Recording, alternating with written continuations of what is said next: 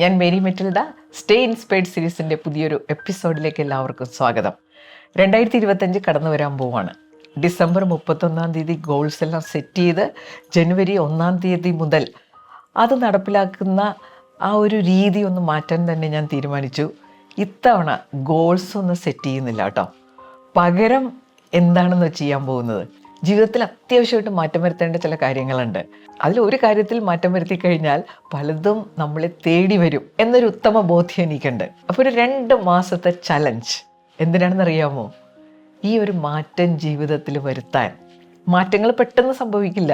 അപ്പോൾ ഒരു 2 മന്ത് ചലഞ്ചാണ് ഞാൻ എടുത്തിരിക്കുന്നത്. ഈ ഒരു മാറ്റം എൻ്റെ ജീവിതത്തിൽ വരുത്തിയിരിക്കും. അപ്പോൾ ചലഞ്ച് എന്താണെന്ന് ഞാൻ പറയാം കേട്ടോ.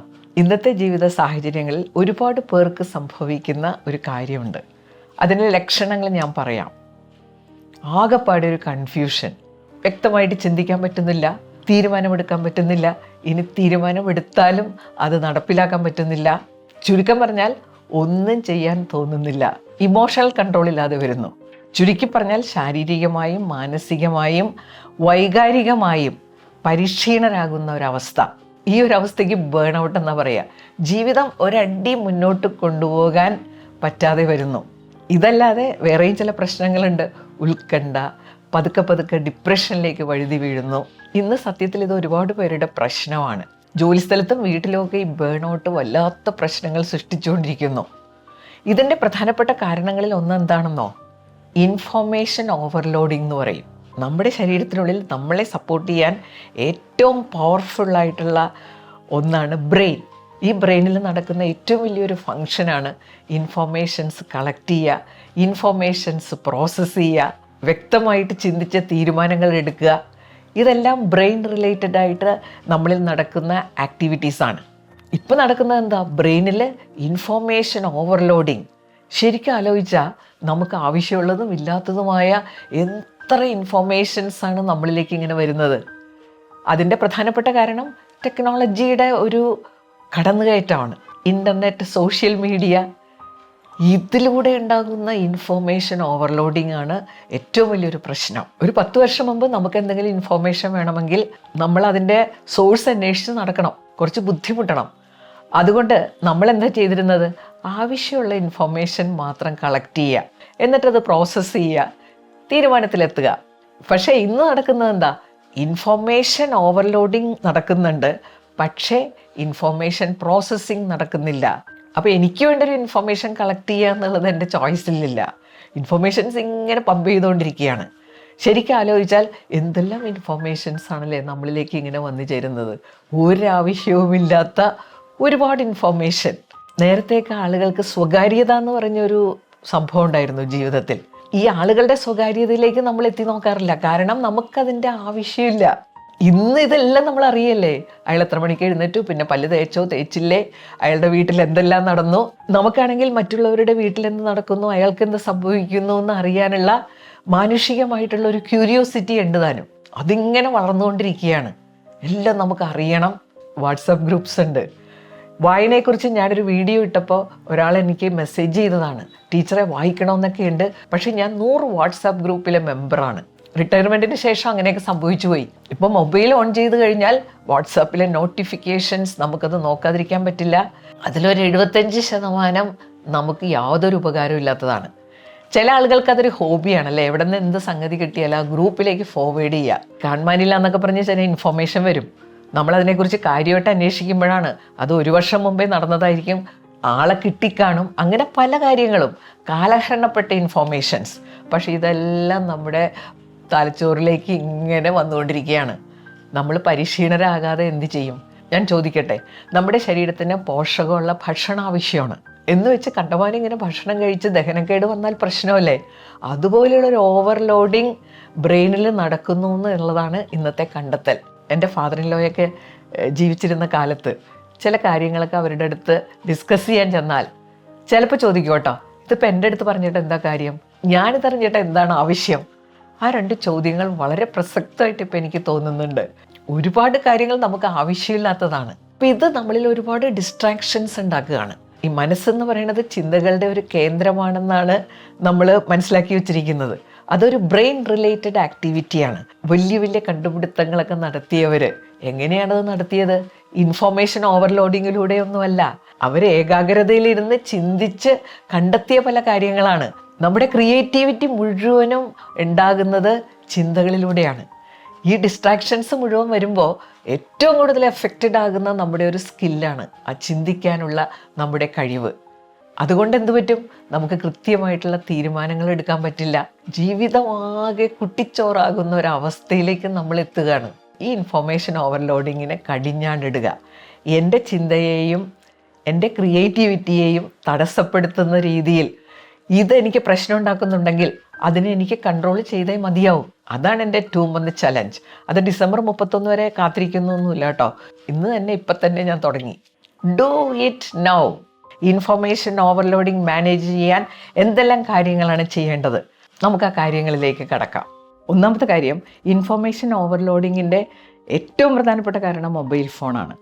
ഇത് വളരെ കൺവീനിയൻ്റായിട്ട് കൊണ്ടു നടക്കാവുന്ന ഒന്നായതുകൊണ്ട് ഇത് പലരുടെയും സന്തത സഹചാരിയായിട്ട് മാറിയിട്ടുണ്ട്. ഒരു സെക്കൻഡ് പോലും പിരിഞ്ഞിരിക്കാൻ പറ്റാത്തൊരവസ്ഥ. ഞാൻ ഈയിടെ ഒരു പരിശീലനത്തിനായി കോളേജിൽ ചെന്നപ്പോൾ ഒരു ടീച്ചറാണ് എന്നോട് പറഞ്ഞത്, ടീച്ചർ ഇതേപ്പറ്റി ഒരു വീഡിയോ ഇടണം. ഇത് കയ്യിൽ പിടിച്ച് ഒരു ശീലമായിപ്പോയി, എപ്പോഴും ഇതിങ്ങനെ നോക്കിക്കൊണ്ടിരിക്കുക.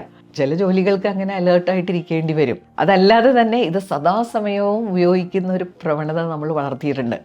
ജോലിയുടെ ഭാഗമായിട്ട് ഉപയോഗിക്കുകയാണെങ്കിൽ പോലും നമുക്കതിനെ കൺട്രോൾ ചെയ്യാൻ പറ്റണം. ബെഡ്റൂമിൽ ഈ സാധനം കയറ്റണ്ട, പുറത്ത് വെക്കാം. അലാറം സെറ്റ് ചെയ്യാനും വെക്കണ്ട. അതിന് ചെറിയ വേറൊരു ടൈം പീസോ എന്തെങ്കിലും വാങ്ങുക. മൊബൈൽ ഫോൺ ആയതുകൊണ്ട് ഇത് കിടന്നുകൊണ്ട് കാണാം, ഇരുന്നുകൊണ്ട് കാണാം. സീനിയർ സിറ്റിസൺസ് പ്രത്യേകം ഓർക്കേണ്ട ഒരു കാര്യമുണ്ട്. പ്രായമായി വരുമ്പോൾ ചിലർ പെട്ടെന്നൊരു ഡിക്ലൈൻ സ്റ്റേജിലേക്ക് കടക്കും. ഡിക്ലൈൻ സ്റ്റേജിൽ ആദ്യം സംഭവിക്കുന്നത് ഇരിപ്പാകുക, പിന്നെ കിടപ്പാകും. ഇത് സീനിയർ സിറ്റിസൺസ് വളരെയധികം ശ്രദ്ധിക്കണം. നമ്മൾ ഇരിപ്പായി കഴിഞ്ഞാൽ ബ്ലഡ് സർക്കുലേഷൻ ഉണ്ടാവില്ല, ശരീരം പിന്നെ ഉപയോഗിക്കാൻ പറ്റാത്തൊരവസ്ഥയിലായി കഴിഞ്ഞാൽ പിന്നെ അടുത്ത ഓപ്ഷനാണ് കിടപ്പാവുക. ഇതിൽ മൊബൈൽ ഫോൺ വലിയൊരു പങ്ക് വഹിക്കുന്നുണ്ട്. എപ്പോഴും നമ്മൾ മൊബൈൽ ഫോണിലായി ഇൻഫോർമേഷൻ ഓവർലോഡിങ് ആയി കഴിയുമ്പോൾ ചിന്തിക്കില്ല നമ്മൾ.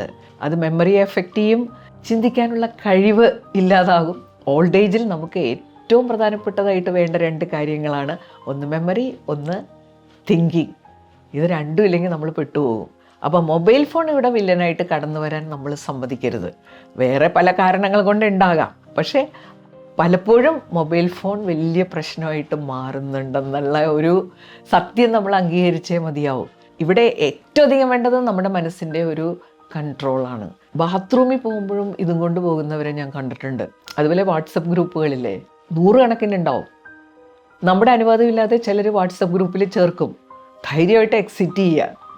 അതുപോലെ തന്നെ കുറേ മെസ്സേജസ് ഇങ്ങനെ ആവശ്യമുള്ളതും ഇല്ലാത്തതൊക്കെ വരുന്ന വാട്സപ്പ് ഗ്രൂപ്പാണെങ്കിൽ ക്ലിയർ ചാറ്റ് ക്ലിയർ എന്ന് പറഞ്ഞൊരു ഓപ്ഷൻ ഉണ്ടാവും. അതെടുത്ത് അങ്ങോട്ട് അപ്ലൈ ചെയ്യുക. ഈ നോട്ടിഫിക്കേഷൻസ് ഒക്കെ നമ്മളിൽ ഉണ്ടാക്കുന്ന സ്ട്രെസ് ഉണ്ട്, നമ്മൾ പൊതുവെ അറിയാറില്ല അതൊന്നും. വാട്സപ്പിൻ്റെ ഒപ്പം തന്നെ ഈ സോഷ്യൽ മീഡിയ, അതൊരു വല്ലാത്ത സംഭവമല്ലേ. നമുക്ക് ഒരുപാട് അനുഗ്രഹങ്ങൾ സോഷ്യൽ മീഡിയ തന്നിട്ടുണ്ടെങ്കിലും അതുപോലെ സങ്കീർണമായ പ്രശ്നങ്ങൾ സോഷ്യൽ മീഡിയ നമ്മളിൽ ഉണ്ടാക്കുന്നുണ്ട്. മൊബൈൽ ഉപയോഗിക്കുന്ന സമയത്തിൽ നിയന്ത്രണം വന്നാൽ തന്നെ നമുക്ക് കുറേ ഇൻഫോർമേഷൻ ഓവർലോഡിങ് ഒഴിവാക്കാം. നമുക്ക് ആവശ്യമില്ലാത്തൊരു കാര്യമാണെന്ന് കണ്ടു കഴിഞ്ഞാൽ നമ്മളത് നോക്കാനേ പോകരുത്. കാരണം ഒരിക്കൽ നോക്കി നമുക്ക് ഇൻട്രസ്റ്റ് ആണെന്ന് കണ്ടു കഴിഞ്ഞാൽ പിന്നെ അതുപോലെയുള്ള മെസ്സേജസ് ഇങ്ങനെ വന്നുകൊണ്ടിരിക്കും. അങ്ങനെയൊക്കെയാണ് അതിൽ അൽഗോരിതം സെറ്റ് ചെയ്തിരിക്കുന്നത്. ഇനി രണ്ടാമത്തെ കാര്യം, ഇൻഫോർമേഷൻ ഓവർലോഡിങ് നമ്മളിൽ ഉണ്ടാക്കുന്ന ഡിസ്ട്രാക്ഷൻസ്. ഒരുപാട് ഡിസ്ട്രാക്ഷൻസ് വരുമ്പോൾ അത് നമ്മുടെ മെമ്മറിയെ എഫക്റ്റ് ചെയ്യും, ചിന്തിക്കാനുള്ള കഴിവിനെ എഫക്റ്റ് ചെയ്യും. മനോനിയന്ത്രണത്തിന് നമ്മൾ ഉപയോഗിക്കേണ്ട ഒരു ടെക്നിക്കാണ് മൈൻഡ്ഫുൾനെസ്. മൈൻഡ്ഫുൾനെസ് നമ്മളിൽ ഉണ്ടാക്കാൻ, നമ്മൾ എവിടെയാണോ അവിടെ പൂർണ്ണമായിട്ടും ആയിരിക്കാൻ, അതിനിടയിൽ അവിടെ ഇവിടെയും ഡിസ്ട്രാക്റ്റഡ് ആയിട്ട് പോകാതിരിക്കാൻ നമുക്കൊരു കാര്യം എല്ലാ ദിവസവും പ്രാക്ടീസ് ചെയ്യാം. ഒരു ആക്ടിവിറ്റി നമ്മൾ കണ്ടെത്തണം. എത്ര ചെയ്താലും നമുക്ക് മതി വരാതെ പൂർണ്ണമായിട്ട് മുഴുകാൻ പറ്റിയ ഒരു ആക്ടിവിറ്റി എല്ലാ ദിവസവും 1 മണിക്കൂർ ആ ആക്ടിവിറ്റിക്ക് വേണ്ടി ചെലവഴിക്കുക. ചിലരുടെ കേസിൽ അത് പെയിൻറ്റിങ് ആകാം, ചിലർക്കത് വായനയാകാം, സംഗീതമാവാം. എന്തായാലും 1 മണിക്കൂർ പൂർണ്ണമായിട്ടും മുഴുക, പൂർണ്ണമായിട്ട് അതിൽ ഇമ്മേഴ്സ്ഡ് ആകുക എന്നൊക്കെ പറയും. പരിസരത്ത് എന്താണ് നടക്കുന്നതെന്ന് പോലും അറിയാതെ, ഒട്ടും ബോറടിക്കാതെ കണ്ടിന്യൂ ചെയ്തുകൊണ്ടിരിക്കാൻ നമ്മളെ പ്രേരിപ്പിക്കുന്ന ഒരു ആക്ടിവിറ്റി അത് കണ്ടെത്തുക. അത് വ്യക്തിപരമായിട്ട് കണ്ടെത്തേണ്ട ഒരു കാര്യമാണ്. മൂന്നാമത്തെ കാര്യം, ഇൻഫോർമേഷൻ ഓവർലോഡിങ് കുറയ്ക്കാനായിട്ട് റിയൽ വേൾഡിൽ കൂടുതൽ സമയം ചെലവഴിക്കുക. വളരെ പ്രിയപ്പെട്ട ആളുകളോടൊപ്പം സമയം ചെലവഴിക്കുക, രസകരമായ കാര്യങ്ങളെക്കുറിച്ച് സംസാരിക്കുക, മൊബൈൽ മാറ്റിവെച്ച് പ്രിയപ്പെട്ട ആളുകളുടെ കൂടെ രസകരമായിട്ട് സമയം ചെലവഴിക്കുക. 4ാമത്തെ കാര്യം, ഭക്ഷണം കഴിക്കാതെ നമ്മൾ ചിലപ്പോഴൊക്കെ ഉപവസിക്കാറില്ലേ? ഇവിടെയും നമുക്ക് ഉപവസിക്കാം. ടെക്നോളജി ഫാസ്റ്റിംഗ് എന്നാണ് അതിന് പറയുക. ഒരു ദിവസം ഇത് വേണ്ടാന്ന് വെക്കാൻ പറ്റുക. അപ്പം ഞാൻ പറയണത്, ശരിക്കും പറഞ്ഞു കഴിഞ്ഞാൽ മാനസികമായ ഒരു നിയന്ത്രണം ഉണ്ടാക്കാൻ അത് നമ്മളെ ഒരുപാട് സഹായിക്കും. ഇന്ന് നടക്കുന്ന ഒരുപാട് പ്രശ്നങ്ങളുടെ കാരണം മനസ്സിനെ നിയന്ത്രിക്കാൻ പറ്റാത്തതാണ്. അതിനൊരു കാരണം ഈ ഇൻഫോർമേഷൻ ഓവർലോഡിംഗ് ആണ്. മാസത്തിൽ ഒരു ദിവസം ഇതിനോട് ബൈ പറഞ്ഞ് അതിനെ ഒന്ന് മാറ്റി വെക്കുക. എന്നിട്ട് നമുക്ക് നല്ല സന്തോഷം തരുന്ന ചില സ്ഥലങ്ങളില്ലേ, അവിടെയൊക്കെ ഏകാന്തമായിട്ട് കുറേ സമയം ചെലവഴിക്കുക. അപ്പോഴാണ് നമ്മുടെ മെമ്മറി, തിങ്കിങ് ഒക്കെ ആക്ടിവേറ്റഡ് ആകുന്നത്. 5ാമത്തെ കാര്യം, നമുക്ക് ക്വാളിറ്റിയുള്ള തീരുമാനങ്ങൾ എടുക്കണമെങ്കിൽ നമുക്ക് ഇൻഫോർമേഷൻസ് കിട്ടണം. അപ്പോൾ ആ ഇൻഫോർമേഷൻ കളക്ട് ചെയ്യാനായിട്ട് ബ്രെയിനിനെ ആക്ടിവേറ്റ് ചെയ്യുന്ന മാർഗങ്ങൾ സ്വീകരിക്കുക. എഴുത്ത്, വായന. 6ാമത്തെ കാര്യം, ഈ ഇൻഫോർമേഷൻ ഓവർലോഡിങ് നമ്മുടെ തലച്ചോറിനെ സമ്മർദ്ദത്തിലാക്കും, അതുവഴി നമ്മുടെ മനസ്സിനെ സമ്മർദ്ദത്തിലാക്കും. അപ്പോൾ ഉണ്ടാകുന്ന ഇൻറ്റേർണൽ സിറ്റുവേഷനെ നമ്മൾ സ്ട്രെസ് എന്ന് പറയുന്നു. ഇന്ന് സ്ട്രെസ്സിന് ഏറ്റവും പ്രധാനപ്പെട്ട കാരണം ഇൻഫോർമേഷൻ ഓവർലോഡിംഗ് ആണ്. അത് നമ്മുടെ ബ്രെയിനിനെയും അതുവഴി മനസ്സിനെയും സമ്മർദ്ദത്തിലാക്കും. അങ്ങനെ ഒരുപാട് രോഗങ്ങളുടെ പ്രധാന കാരണവും ഇത് തന്നെയാണ്. അതുകൊണ്ടൊരു കാര്യം ചെയ്യണം, കുറച്ച് സമയം ഒന്നും ചെയ്യാതെ വെറുതെ ഇരുന്ന് ശീലിക്കണം. റിലാക്സ്. ഒരു 20 മിനിറ്റ് ഒന്നും ചെയ്യാതെ വളരെ റിലാക്സ്ഡ് ആയിട്ടിരിക്കുക. ഇപ്പം നമ്മൾ ശ്രദ്ധിച്ചിട്ടുണ്ടോ, നമ്മളങ്ങനെ റിലാക്സ്ഡ് ആയിട്ടിരിക്കാറില്ല. അപ്പോൾ അതിൽ ഏറ്റവും രസകരമായിട്ട് എനിക്ക് തോന്നിയിട്ടുള്ളതേ, നല്ല ഹെക്റ്റിക്കായിട്ട് ജോലി ചെയ്യുന്ന ആളുകൾ അവർ റിലാക്സ് ചെയ്യുന്നത് എങ്ങനെയാണ്? മൊബൈൽ എടുത്തിട്ട് വേറെ എന്തെങ്കിലും കാണാൻ തുടങ്ങും. മിക്കവാറും കട്ടിലിലേക്ക് കിടക്കും, എന്നിട്ട് മൊബൈൽ എടുക്കും, അവർക്ക് ഇഷ്ടപ്പെട്ട എന്തെങ്കിലും കാണാൻ തുടങ്ങും. ഇത് റിലാക്സേഷൻ അല്ല കേട്ടോ. ഇത് വീണ്ടും നമ്മുടെ ബ്രെയിനിനെ ഓവർലോഡ് ചെയ്യുന്ന സംഭവമാണ്. ഇത്രയും സമയം ഇൻഫോർമേഷൻസ് പലതും നമ്മുടെ ബ്രെയിനിലേക്ക് വന്നുകൊണ്ടിരിക്കുകയായിരുന്നു. റിലാക്സേഷൻ എന്ന് പറഞ്ഞാൽ നമ്മുടെ ഒരു ഇന്നർ വേൾഡിൻ്റെ കൂടെ സമയം ചെലവഴിക്കുക, നമ്മളെ സന്തോഷത്തിലേക്ക് നയിക്കുന്ന ചിന്തകളുമായിട്ട് എവിടെയെങ്കിലും റിലാക്സ് ചെയ്തിരിക്കുക. വീഡിയോ ഇവിടെ അവസാനിക്കുകയാണ്. ഇത് കാണുന്നവരോട് എനിക്ക് പറയാനുള്ളത്, ഇത് വളരെ വളരെ വലിയൊരു പ്രശ്നമാണ്. ഞാൻ നേരത്തെ പറഞ്ഞില്ലേ, ഇങ്ങനെ ഓവർലോഡിങ് വന്നു കഴിഞ്ഞാൽ നമ്മുടെ തലച്ചോറ് സമ്മർദ്ദത്തിലാകും, മനസ്സ് സമ്മർദ്ദത്തിലാകും. എന്നിട്ട് നമ്മൾ പറഞ്ഞുകൊണ്ട് നടക്കുമല്ലേ, ആധുനിക മനുഷ്യൻ വളരെ സ്ട്രെസ്ഡ് ആണ്. സ്ട്രെസ് മാനേജ് ചെയ്യാനുള്ള കപ്പാസിറ്റി നമുക്കുണ്ട്. അത് ഇങ്ങനെയുള്ള സ്ട്രെസ് അല്ല, നിരന്തരം വന്നുകൊണ്ടിരിക്കുന്ന സ്ട്രെസ് വളരെ അപകടം പിടിച്ചതാണ്. സ്ട്രെസ്സിന് 3 ഘട്ടങ്ങളുണ്ടെന്ന് അറിയാമല്ലോ അല്ലേ?